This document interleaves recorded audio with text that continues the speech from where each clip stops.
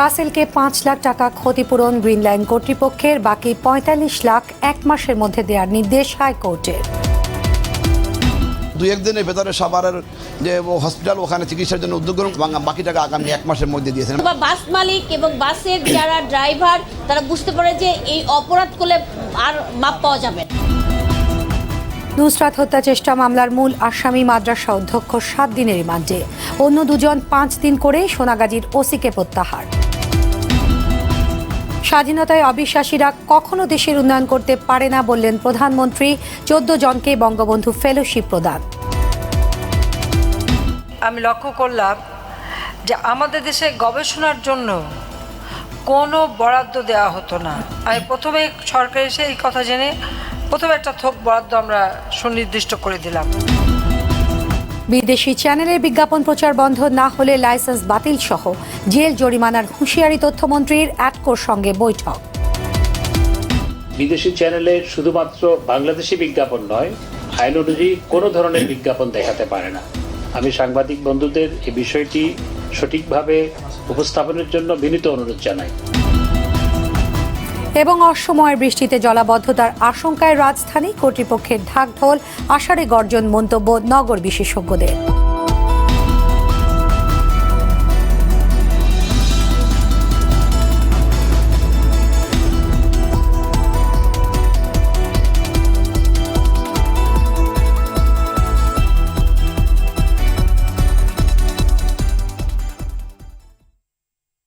আসসালামু আলাইকুম, স্বাগত জানাচ্ছি RTV সন্ধ্যার সংবাদে। শুনছিলেন মার্কেন্টাইল ব্যাংক শিরোনাম, আপনাদের সঙ্গে আছি আমি শারমিন ইফাত এবং আমি সঞ্জিতা হক।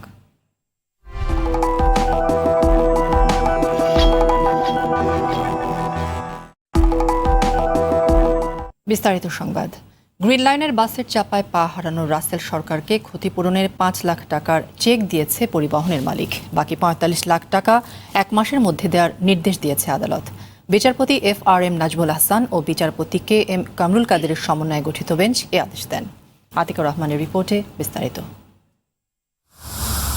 ১০ এপ্রিলের মধ্যে বাস চাপায় পা হারানো রাসেলকে ৫০ লাখ টাকা দেয়া আদালতের আদেশ থাকলেও তা দেয়নি গ্রিন লাইন কর্তৃপক্ষ। বুধবার সকালে আদালতে হাজির হয়ে কোম্পানির মালিক ১ মাস সময় আবেদন করলে আদালত ক্ষোভ প্রকাশ করে বিকাল ৩টার মধ্যে টাকা দেওয়ার আদেশ দেন। এরপর বিকাল ৩টায় শুনানি শুরুতে আদালতের মাধ্যমে রাসেলকে ৫ লাখ টাকা দেয় গ্রিন লাইন।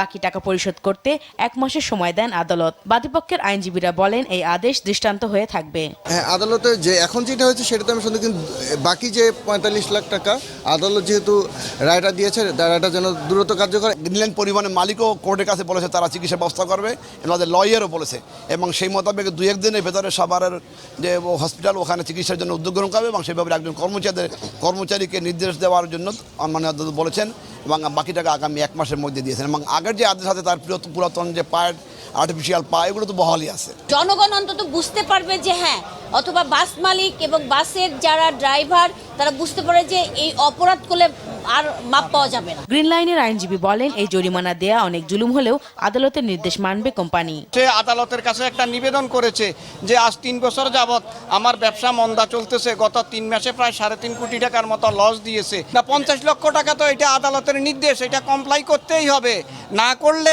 এইটার কনসিকুয়েন্স কি এটা তাকে ভোগ করতে হবে। দ্রুত সময়ে দেশের ভালো কোনো হাসপাতালে রাসেলের কৃত্রিম পা লাগানো সহ উন্নত চিকিৎসা শুরু করতেও গ্রিন লাইনের প্রতি নির্দেশ দিয়েছেন আদালত। আতিকা রহমান, RTV, ঢাকা।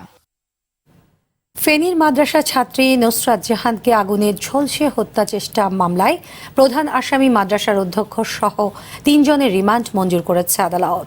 এদিকে সোনাগাজী থানার ওসিকে প্রত্যাহার সহ মামলাটি অধিকতর তদন্তে PBI এ স্থানান্তর করেছে পুলিশ। ওদিকে নুসরাতের অবস্থা আগের মতোই স্থিতিশীল বলে জানান ঢাকা মেডিকেল কলেজ হাসপাতালের বার্ন ইউনিটের সমন্বয়ক ডক্টর সামন্ত লাল সেন। রিপোর্ট করছেন জাহিদ রহমান।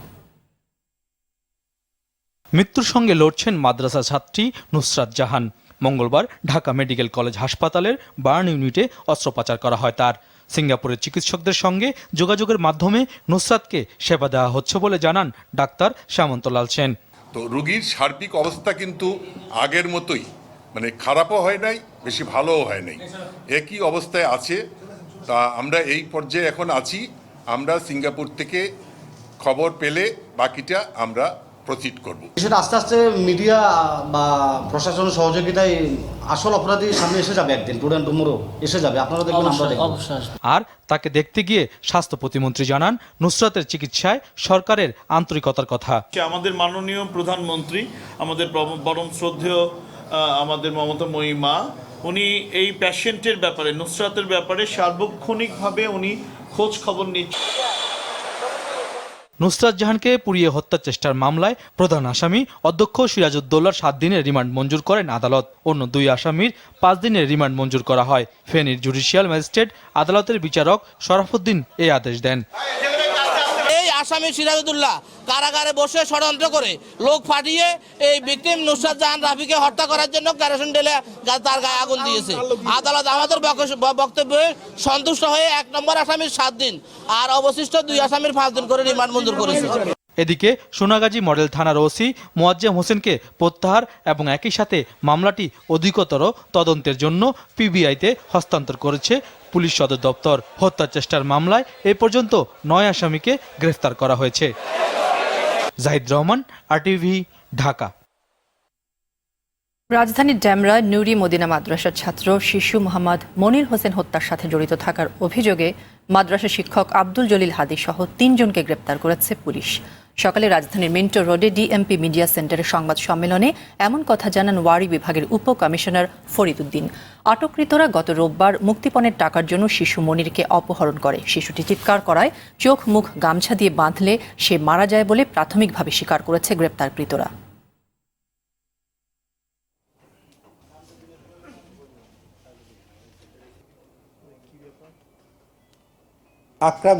আকরাম আমাদের ধরার বাইরে ছিল।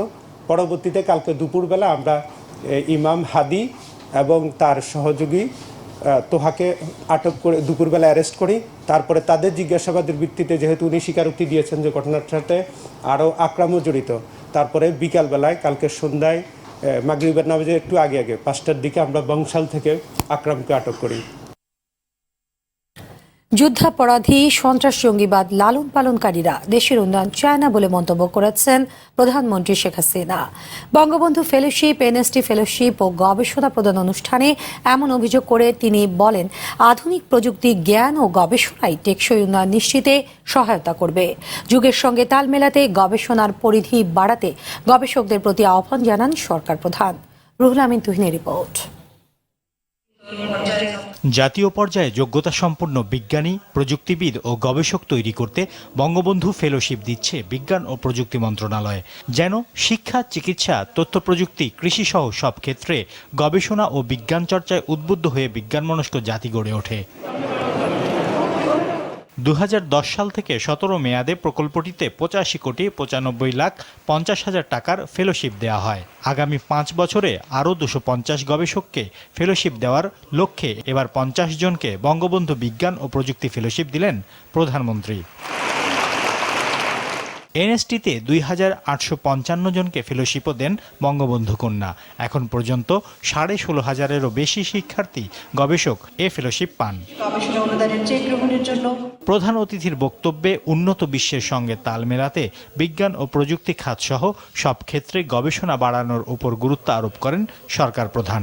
আমি প্রথমবার সরকারে এসেই আমি লক্ষ্য করলাম যে আমাদের দেশে গবেষণার জন্য কোনো বরাদ্দ দেওয়া হতো না, গবেষণার জন্য কোনো বিশেষ সহযোগিতা ছিল না, বা গবেষণাকে কোনো গুরুত্বই দেওয়া হতো না। এর জন্য যে বিশেষভাবে একটা প্রণোদনা দেওয়া প্রয়োজন এবং গবেষণার জন্য যে আলাদা একটা বরাদ্দ থাকা প্রয়োজন এবং গবেষণার সুযোগের সৃষ্টি করে দেওয়া প্রয়োজন, এই কথাটাই তাদের মাথায় কখনো ঢোকে নাই। আমি প্রথমে সরকার এসে এই কথা জেনে প্রথমে একটা থোক বরাদ্দ আমরা সুনির্দিষ্ট করে দিলাম। যুদ্ধাপরাধী, সন্ত্রাস, জঙ্গিবাদ লালন পালনকারীরা দেশের উন্নয়ন চায় না বলেও অভিযোগ করেন তিনি। 75 থেকে 96, 21 বছর, আর 2001 থেকে 2008 এই 29 বছর যারা ক্ষমতায়, বাংলাদেশের আর্থ সামাজিক উন্নয়নের কোনো চিহ্ন তারা রাখতে পারেনি বা করেনি, আর করবে না, এটা স্বাভাবিক। যারা স্বাধীনতায় বিশ্বাস করে নাই, আর যারা গণহত্যার সাথে জড়িত, আর যারা এখনও যেমন অগ্নিসন্ত্রাস করে মানুষ হত্যা করে, জঙ্গিবাদ সন্ত্রাসকে যারা লালন পালন করে তারা দেশের উন্নতি চায় না। নতুন বিনিয়োগের জন্য জায়গা তৈরি করতে গবেষকদের প্রতি আহ্বান জানান প্রধানমন্ত্রী শেখ হাসিনা। অর্থনৈতিকভাবেও যথেষ্ট আমরা স্বাবলম্বিতা অর্জন করছি। রুহুল আমিন তুহিন, RTV, ঢাকা। বিদেশি চ্যানেলে বিজ্ঞাপন প্রচার বন্ধের আইন না মানলে পরিবেশকদের লাইসেন্স বাতিল, কারাদণ্ড বা অর্থদণ্ড অথবা উভয় দণ্ডের হুঁশিয়ারি দিলেন তথ্যমন্ত্রী ডক্টর হাসান মাহমুদ। সকালে সচিবালয়ে টেলিভিশন চ্যানেল মালিকদের সংগঠন এডকোর সঙ্গে বৈঠকে এমন হুঁশিয়ারি দেন মন্ত্রী। বৈঠকে 1 বছরের মধ্যে কেবল অপারেটিং সিস্টেমকে ডিজিটাল করার পরামর্শ দেন এডকো সদস্যরা। মারুফ রেজা রিপোর্টে বিস্তারিত। বাংলাদেশে সম্প্রচারিত বিদেশি টেলিভিশন চ্যানেলগুলোতে বিজ্ঞাপন প্রচার বন্ধের দাবি অনেক দিনের। গেল 30 মার্চ এ নিয়ে নির্দেশনাও জারি করে সরকার। বলা হয় 1 এপ্রিল থেকেই বন্ধ রাখতে হবে বিদেশি চ্যানেলের বিজ্ঞাপন প্রচার। এরপরও থেমে নেই বিজ্ঞাপন দেখানো। তাই বিষয়টি সহ টেলিভিশনের উন্নয়নে বেশ কিছু প্রস্তাব নিয়ে তথ্যমন্ত্রীর সঙ্গে বৈঠক করে টেলিভিশন চ্যানেল মালিকদের সংগঠন এডকো। ফের দাবি জানান এ বিষয়ে কঠোর হওয়ার। এই বিজ্ঞাপন খাতে চলে যাচ্ছে বিদেশে, সেটি আবার ফেরত আসবে এবং যদি ফেরত আসে তাহলে আমাদের এই শিল্পের যে আপাতত যে একটি সংকট, সেই সংকটটি থাকবে না। যদি আমাদের এই শিল্পকে বাঁচাতে হয় তাহলে আইনের যথাযথ প্রয়োগের জন্য আমাদের এডকোর পক্ষ থেকে, নিউজ পেপার ওনার্স অ্যাসোসিয়েশন নওয়াবের পক্ষ থেকে যে কোনো কপারেশন করার জন্য আমরা রাজি আছি।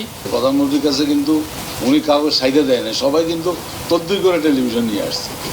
এখন ওনার কাছে গিয়ে 2-1 বলছিল যে আমাদের তো এই অবস্থা, আমাদের পদক্ষেপগুলি যেন কার্যকরী হয় এবং এই শিল্পটাকে বাঁচাইতে হবে।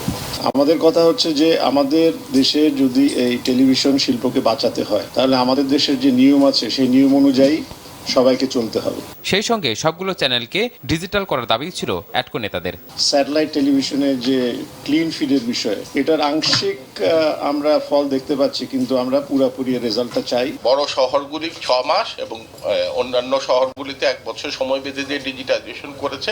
এর মাধ্যমে সরকার 2 থেকে 3,000 কোটি টাকা ভ্যাট পেতে পারে, আর আমাদের গুলি তো আছেই। এডকোর দাবিগুলোর বিষয়ে যথাযথ পদক্ষেপ নেওয়ার প্রতিশ্রুতি দেন তথ্যমন্ত্রী। বলেন টেলিভিশন শিল্পের উন্নয়নে বরাবরই আন্তরিক সরকার। ক্লিন ফিড চালানোর জন্য তাদেরকে ব্যবস্থা গ্রহণ করতে হবে, অথবা তারা যাদের চ্যানেলগুলো এখানে ডাউনলিং করেন তাদের সাথে আলোচনা করে যথাযথ ব্যবস্থা গ্রহণ করতে হবে। এটি তাদেরই দায়িত্ব, অন্য কারো দায়িত্ব নয়। আইন যদি কেউ না মানে তাহলে তাদের লাইসেন্স বাতিল হতে পারে, এবং আইন যদি কেউ না মানে তাহলে তাদের 2 বছরের কারাদণ্ড হতে পারে এবং অর্থদণ্ড হতে পারে। দেশীয় বিজ্ঞাপন নির্মাণে অতিমাত্রায় বিদেশি নির্ভরতা বিষয়েও সতর্ক করেন তথ্যমন্ত্রী। বলেন এ বিষয়েও পদক্ষেপ নেবে সরকার। তবে বাংলাদেশে যদি কেউ লাইসেন্স নিয়ে, সরকারের কাছ থেকে লাইসেন্স নিয়ে ব্যবসা করতে হয়, বাংলাদেশের আইন মানতেই হবে। মারুফ রেজা, RTV, ঢাকা। অসময়ের বৃষ্টিতে রাজধানীতে দেখা দিয়েছে জলাবদ্ধতা নিরসন নিয়ে সরকার ঢাকঢোল পেটালেও বাস্তবে তেমন কিছু দেখছেন না নগরবিদরা। যদিও বর্ষা আসার আগেই নর্দমা পরিষ্কার সহ খাল উদ্ধারে নামার ঘোষণা দিয়েছে ঢাকা উত্তর সিটি কর্পোরেশন। আর এ মাসের মধ্যে 292 কিলোমিটার ড্রেন পরিষ্কারের কাজ শেষ হবে বলে জানিয়েছে দক্ষিণ সিটি কর্পোরেশন। শাহাবুদ্দিন শিওবের রিপোর্টে বিস্তারিত।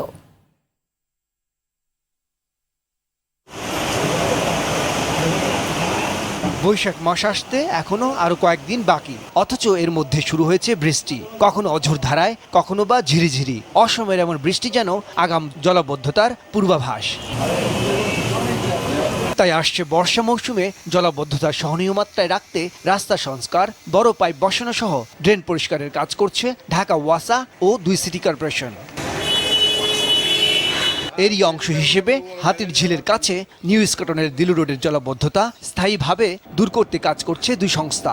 কাজ দ্রুত শেষ করে দুর্ভোগ কমানোর দাবি জানালেন স্থানীয়রা। গাড়ি ঘোড়া সবাই বের করতে পারছে না, বাচ্চাদের স্কুল যাওয়া আসা সমস্যা। এর মধ্যে যদি ঝড় বৃষ্টির সময় বুঝছেন, ঝড় বৃষ্টি হলে তো আসলে প্রচণ্ড আমাদের দুর্ভোগটা সীমাটা খুব চরমে পৌঁছে আর কি। এদিকে বর্ষাকে সামনে রেখে ড্রেনগুলো নিয়মিত পরিষ্কার করার কথা জানালেন এই ওয়ার্ড কাউন্সিলর। 15-20 দিন আগে থেকেই আমরা এই ড্রেন যেগুলো আছে এগুলো রীতিমতো পরিষ্কার করতেছি। তো আগে যে ময়লা ডাম্প রেখে দিত রাস্তার পাড়ে, এটা আমরা আর রাখতেছি না। এটার সাথে সাথে পানিটা ঝরে যাওয়া মাত্রই আমরা এটা গাড়িতে ফেলোশিপ করছে। যদিও এগুলোকে পর্যাপ্ত ব্যবস্থা হিসেবে মনে করেন না এই নগর পরিকল্পনাবিদ।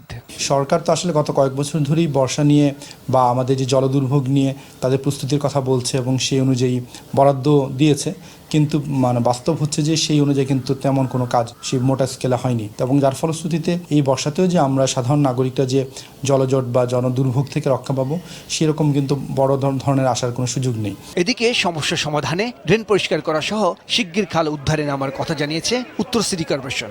মিরপুর থেকে যা কালশির দিকে আসছে আমরা দেখেছি যে কি অসহনীয় অবস্থায়, ওখানে একটা সাংবাদিক খাল আছে, একটা রামচন্দ্রপুর কিছু খাল আছে, এবং আশেপাশে যে খালগুলো আছে 2 থেকে 3 দিনের ভিতরে আমি ইমিডিয়েটলি অ্যাকশন নিব। কে করবে না করবে এটা পরে ভাববার বিষয়, কোনখান থেকে বাজেট পাবো কি না পাবো পরে ভাববার বিষয়। সংশ্লিষ্ট সবাইকে রিকোয়েস্ট করব জনগণের ভোগান্তি যেন না হয়। আর চলতি মাসের মধ্যে দক্ষিণ সিটির সব ড্রেন পরিষ্কারের কাজ শেষ করার কথা জানালেন মেয়র। আমাদের নিয়মিত কার্যক্রম হিসেবে আমাদের প্রায় 292 কিলোমিটার আমাদের ড্রেন রয়েছে, সেই ড্রেনগুলো পরিষ্কার পরিচ্ছন্ন করবার কার্যক্রম চলমান রয়েছে। আমরা এই এপ্রিল মাসের শেষ নাগাদ এই ড্রেনগুলোকে পরিষ্কার করতে সক্ষম হব। শাহাবুদ্দিন শিহাব, RTV, ঢাকা। কাল পালিত হবে বিশ্ব পানি দিবস। বঙ্গবন্ধু আন্তর্জাতিক সম্মেলন কেন্দ্রে দিবসটির উদ্বোধন করবেন প্রধানমন্ত্রী শেখ হাসিনা। দুপুরে সচিবালয়ে দিবসটির বিভিন্ন দিক তুলে ধরে সংবাদ সম্মেলন করেন পানি সম্পদ উপমন্ত্রী AKM এনামুল হক শামীম। তিনি বলেন, বাংলাদেশের উন্নয়ন রূপরেখার সামঞ্জস্যতা, পানি আইনের নীতিমালা ও পরিকল্পনা বাস্তবায়ন সহ নিরাপদ পানি সরবরাহ নিশ্চিত করা হবে এবারের পানি দিবসের অন্যতম লক্ষ্য। নদীর তীর দখল করে হাউজিংয়ের নামে কোটি কোটি টাকার জমি বিক্রি করা দুটি আবাসন কোম্পানির কাছ থেকে জমি উদ্ধার করেছে BIWTA। তৃতীয় পর্যায়ের অভিযানের দ্বিতীয় দিনে তুরাগ তীরের সাভার অংশে চলে জমি উদ্ধার অভিযান। এছাড়া দুটি গদি থেকে বালু নিলামে বিক্রি করে প্রায় 16 লাখ টাকা সরকারি কোষাগারে জমা করা হয়। আরাফাতুর রহমানের রিপোর্টে বিস্তারিত। সাভারের কাছাকাছি হাউজিং কোম্পানি দুটির দখলের নমুনা অনেকটা যেন সহদরের মতো। দুটি প্রতিষ্ঠান একই সঙ্গে নদীর দুই তীরের জায়গা দখল করে নিয়েছে, সঙ্গে পানি উন্নয়ন বোর্ডের জায়গা দখল করে 50 ফিট রাস্তা তৈরি করে নিয়েছে। অপেক্ষা কেবল একটি সেতুর। সেতু হয়ে গেলেই পুরো এলাকা নিজেদের দাবি করা যেত। এমনকি বছরের শুরুতে রাস্তা দেখিয়ে আবাসন মেলার আয়োজন করে চড়া দামে প্লটও বিক্রি করেছে কোম্পানিগুলো। এটা একটি আপনার হেরিংবম রাস্তা, এটা আপনার সরকারের বিনা অনুমতিতে আপনার এই রাস্তাটি করা হয়েছে। এটি পানি উন্নয়ন বোর্ডের যে অ্যাকোয়ার্ড ল্যান্ড হাউজিং মেলা করেছিল, এই কারণে তারা এই রাস্তা এবং ব্রিজ দেখিয়ে এবং প্লটের মূল্যও বৃদ্ধি পেয়েছে। আমিন মোহাম্মদ গ্রুপ এবং বিশ্বাস গ্রুপের যে ভরাটকৃত অংশ, নদীর অংশ, সে অংশটুকু আমরা অপসারণের আওতায় আনব। অভিযানে পোশাক কারখানা, ব্রিকফিল্ড ও বালুমহল উচ্ছেদ করা হয়। আপাতত এই উচ্ছেদ অভিযানে আমরা কিন্তু স্থাপনাগুলো অপসারণ করে উচ্ছেদ করে যাচ্ছি। আর এই উচ্ছেদের পরে যে রমজান শুরু হওয়ার পরেও আমরা কিন্তু আমাদের অপসারণ প্রক্রিয়া চালু থাকবে, যেটা আমাদের এক্সকেভেশন করে নদী প্রশস্ত করা, তারপরে ড্রেজিং করে নদী গভীর করা, পাশাপাশি নদীকে দূষণমুক্ত করার ক্ষেত্রে যে সমস্ত কার্যক্রম সেগুলো কিন্তু নিরবিচ্ছিন্নভাবে আপনার দীর্ঘমেয়াদী প্রক্রিয়াতেই চলবে। প্রাথমিক উচ্ছেদের পর পুরো এলাকা ড্রেজিং করে ওয়াকওয়ে নির্মাণ করার কথা জানালেন কর্মকর্তারা। আরাফাতুর রহমান, RTV, ঢাকা। উপাচার্যের পদত্যাগ দাবিতে বরিশাল পটুয়াখালী মহাসড়ক অবরোধ করেছে বরিশাল বিশ্ববিদ্যালয়ের শিক্ষার্থীরা। সকাল 11টার দিকে মহাসড়ক অবরোধ করে বিক্ষোভ করতে থাকেন তারা। পরে বিকেল 4:30টার দিকে আজকের জন্য অবরোধ কর্মসূচি স্থগিত করা হয়। আন্দোলনকারীরা জানান, উপাচার্যের পদত্যাগ বা ছুটিতে যাওয়ার বিষয়টি লিখিত আকারে না পাওয়া পর্যন্ত আন্দোলন চলবে। অবরোধের সময় বরিশাল পটুয়াখালী সড়কে যান চলাচল বন্ধ থাকায় বিপাকে পড়েন যাত্রীরা। এদিকে শিক্ষার্থীদের আন্দোলনে সংহতি জানিয়েছে বিশ্ববিদ্যালয় শিক্ষক সমিতি। উপাচার্যের অনিয়মের প্রতিবাদে কাল থেকে শিক্ষকরাও 2 ঘন্টার অবস্থান কর্মসূচি পালন করবেন। দশম স্প্যানটি বসার মধ্য দিয়ে দৃশ্যমান হলো স্বপ্নের পদ্মা সেতুর 1.5 কিলোমিটার। বুধবার সেতুর 13 ও 14 নম্বর পিলারের ওপর বসানো হয় 150 মিটার দীর্ঘ ও 3140 টন ওজনের স্প্যানটি। এর আগে সকালে মাওয়া কনস্ট্রাকশন ইয়ার্ড থেকে একটি শক্তিশালী ক্রেন দিয়ে স্প্যানটি টেনে নিয়ে আসা হয়। পরে নির্দিষ্ট পিলারের উপর স্প্যানটি সফলভাবে বসানো হয়। সংশ্লিষ্টরা জানায় আরও 31টি স্প্যান বসবে পদ্মায়। এদিকে পদ্মা সেতুর কাজ এগিয়ে চলায় সন্তোষ ও উচ্ছ্বাস প্রকাশ করেন স্থানীয়রা।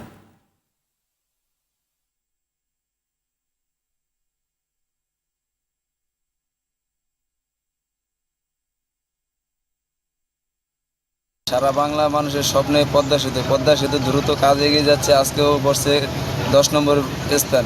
এখানকার কাজগুলো দক্ষিণাঞ্চলের মানুষের যাতায়াতের জন্য খুব সুবিধা হবে। পদ্মা সেতু হওয়াতে আমাদের এই দক্ষিণাঞ্চলের মানুষের যে একটা যাতায়াতের সমস্যা ছিল তা উচিত এটা সমাধান হবে। ৭১ মুক্তিযুদ্ধ চলাকালে সংঘটিত মানবতা বিরোধী অপরাধের দায়ে মৃত্যুদণ্ডাদেশ প্রাপ্ত জামাতের ভারপ্রাপ্ত secretary general ATM Azharul Islam এবং সাবেক কৃষি প্রতিমন্ত্রী সৈয়দ মোহাম্মদ কায়সারের আপিলের বিষয়ে শুনানি শুরু হবে আগামী 18 জুন। বুধবার প্রধান বিচারপতি সৈয়দ মাহমুদ হোসেনের নেতৃত্বাধীন 4 সদস্যের আপিল বেঞ্চ এই আদেশ দেন। এর আগে সর্বশেষ 2016 সালের 8 মার্চ মীর কাসেম আলীর আপিলের রায় ঘোষণার পর 2017 সালের 12 আগস্ট আপিল বিভাগের কার্যতালিকায় আজহারুল ও কায়সারের আবেদন দুটি শুনানোর জন্য ওঠে। তবে কার্যতালিকার অনেক পেছনে থাকায় আবেদন দুটির ওপর শুনানি সম্ভব হয়নি।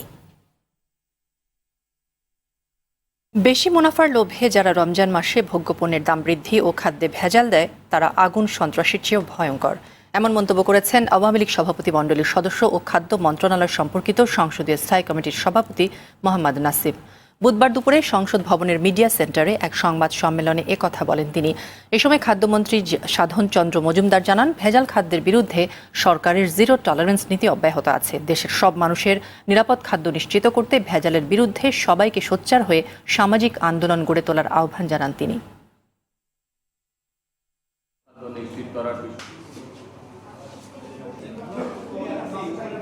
মুনাফার জন্য এই দেশে খাদ্য ভেজাল দেওয়ার যে প্রবৃত্তি আছে, হীন প্রবৃত্তি আছে, তা ক্ষমাহীন অপরাধ। যারা খাদ্যে ভেজাল দেয় তারা আগুনে পুরনো রাজনীতির চাইতে ভয়ঙ্কর, সড়কে মানুষকে হত্যা করার চাইতে ভয়ঙ্কর। প্রতিটি মানুষের দায়িত্ব রয়েছে, প্রতিটি সংগঠনের দায়িত্ব রয়েছে এই ভেজাল বিরোধী আন্দোলনের সাথে সম্পৃক্ত হয়ে আমাদের সামাজিক আন্দোলন গড়ে তোলা। ভ্যাট নিবন্ধন ছাড়া কোনো প্রতিষ্ঠানকে ব্যবসা করতে দেওয়া হবে না বলে হুঁশিয়ারি দিয়েছেন জাতীয় রাজস্ব board NBR chairman Mosharraf Hossain Bhuiyan. সকালে রাজধানীর সেগুনবাগিচায় এনবিআর সভাকক্ষে বিভিন্ন সেক্টরের ব্যবসায়ীদের সাথে প্রাক বাজেট আলোচনা শেষে তিনি কথা বলেন। এনবিআর চেয়ারম্যান বলেন, বন্ড সুবিধা নিয়ে যারা অবৈধ ব্যবসা করছে তাদের লাইসেন্স বাতিল করার সহ শাস্তিমূলক ব্যবস্থা নেওয়া হবে। কোনো ধরনের ভোগান্তি ছাড়া ব্যবসায়ীদের কাছ থেকে ভ্যাট আদায়ে ইলেকট্রনিক ভ্যাটিং মেশিন ব্যবস্থা করা হচ্ছে বলেও জানান এনবিআর চেয়ারম্যান।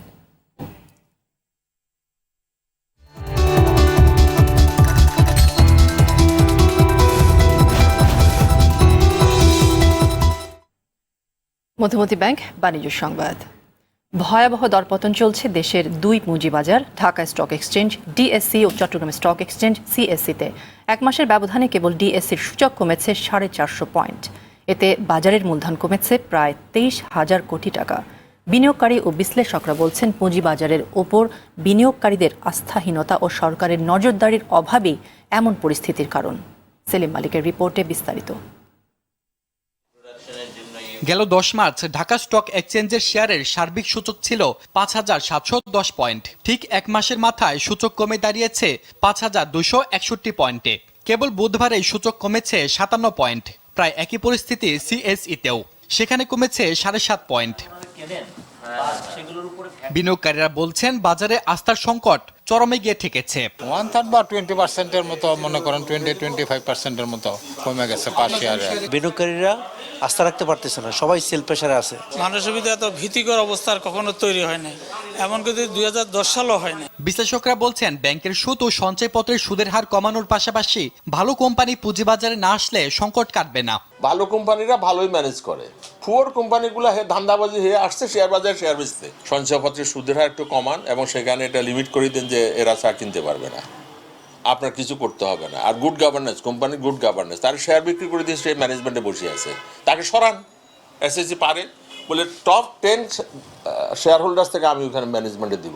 এদিকে টানা দরপতনের প্রতিবাদে মতিঝিলের ডিএসি অফিসের সামনে বিক্ষোভ করেন বিনিয়োগকারীরা। লাখ লাখ টাকা ইনভেস্ট করছি, গত 2010 সালে এই রাস্তায় নামাজ পড়ছি, আবার সেই 2019 চালাইছে, 2010 সালে তো আরো খারাপ অবস্থা হয়ে যাচ্ছে ভাই, আমাদের কান্না কেউ দেখে না। এই ক্যাপিটাল মার্কেট দেশের সম্পদ, কেন এটাকে লুটপাট করা হচ্ছে? কাদের কারণে, কি কারণে, কিসের সাথে? পুঁজিবাজারের উন্নয়নে সরকারের কঠোর নজরদারি চান বিনিয়োগকারীরা। লকিং পিরিয়ড কমপক্ষে 3 বছর। সেলিম মালিক, RTV, ঢাকা। দ্বিগুণের পথে একসাথে, এই স্লোগানে বগুড়ায় হয়ে গেল আনোয়ার সিমেন্ট শিটের আঞ্চলিক রিটেইলার সম্মেলন। এবার 10 জন রিটেইলারকে সম্মাননা ও বার্ষিক পুরস্কার প্রদান করা হয়। সকালে বগুড়ার একটি হোটেলে এই সম্মেলনে আনোয়ার গ্রুপের পরিচালক হাফিজুল আদিদ, আনোয়ার সিমেন্ট শিটের বিপণন মহাব্যবস্থাপক কাঞ্চন সাহা সহ অন্যান্য কর্মকর্তারা উপস্থিত ছিলেন। সম্মেলনে সাংস্কৃতিক পরিবেশনা সবার নজর কাড়ে।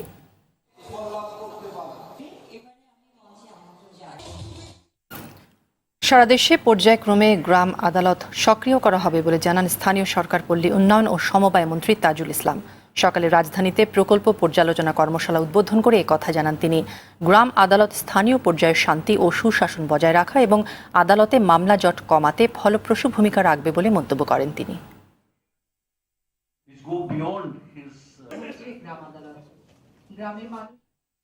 পবিত্র রমজান উপলক্ষে নবমবারের মতো RTV এবং QS মাল্টিমিডিয়ার যৌথ আয়োজনে দেশব্যাপী হিফজুল কোরআন প্রতিযোগিতা GPH ইস্পাত আলোকিত কোরআন 2019 পাওয়ার্ড বাই ক্রাউন সিমেন্টের অডিশন চলছে। আজ অডিশন হয়েছে সিলেট, খুলনা ও রাজশাহী বিভাগের। এতে বিপুল সংখ্যক প্রতিযোগী স্বতঃস্ফূর্তভাবে অংশগ্রহণ করেন। আগামীকাল ব্রাহ্মণবাড়িয়া ও বগুড়ার অডিশন হবে। বিস্তারিত জানতে চোখ রাখুন RTV স্ক্রলে।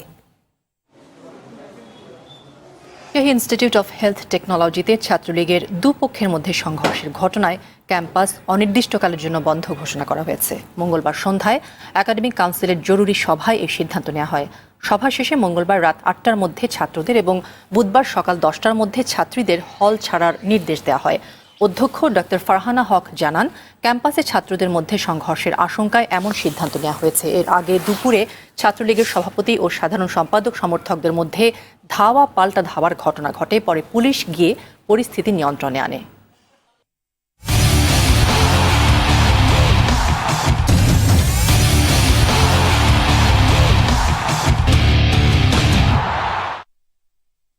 মধুমতি ব্যাংক বঙ্গমাতা আন্তর্জাতিক গোল্ড কাপের খবর। বয়সভিত্তিক নারী ফুটবলে বাংলাদেশের জয় জয়কার।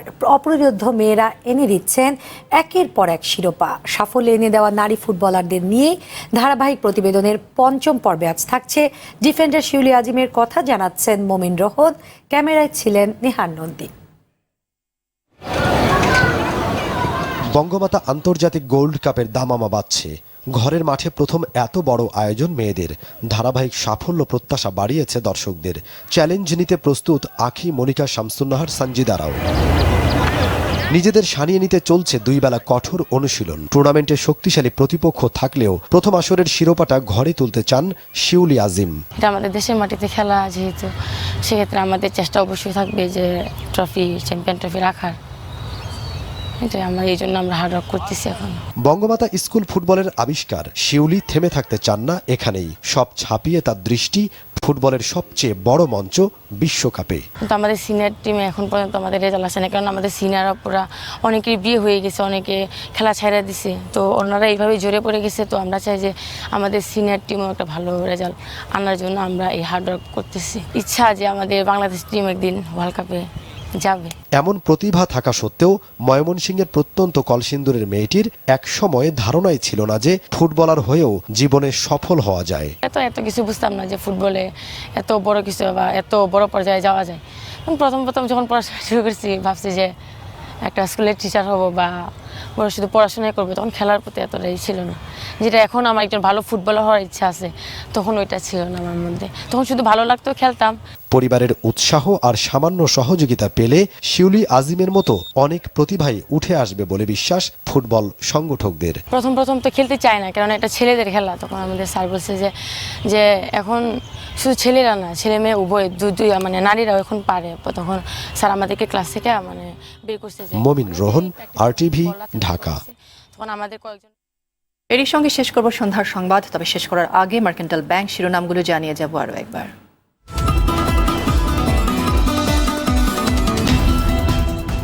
রাসেলকে 5 লাখ টাকা ক্ষতিপূরণ গ্রিন লাইন কর্তৃপক্ষের, বাকি 45 লাখ 1 মাসের মধ্যে দেওয়ার নির্দেশ হাইকোর্টের। নুসরাত হত্যা চেষ্টা মামলার মূল আসামি মাদ্রাসা অধ্যক্ষ 7 দিনের রিমান্ডে, অন্য দুজন 5 দিন করে সোনাগাজীর ওসিকে প্রত্যাহার। স্বাধীনতায় অবিশ্বাসীরা কখনো দেশের উন্নয়ন করতে পারে না বললেন প্রধানমন্ত্রী। 14 জনকে বঙ্গবন্ধু ফেলোশিপ প্রদান।